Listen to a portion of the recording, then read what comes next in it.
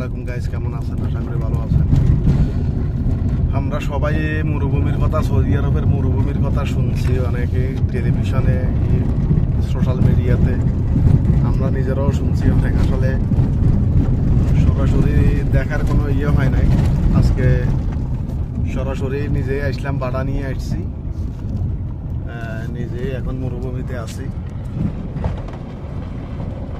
যে এখানে দূরে দেখা যেতেছে, এখানে বেড়া ছড়াইতেছে, অনেকগুলো বেড়া দেখা যাইতেছে।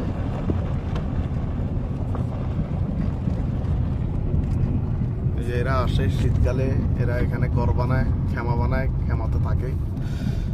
সন্ধ্যা হইলে আবার চলে যায় বাড়িতে। এই খেমাগুলোর ভিতরে আসে, দুপুরের পরে আসে, বেশিরভাগ একটা দুটা করে আসে, আবার সন্ধ্যার আগে আগে চলে যায়।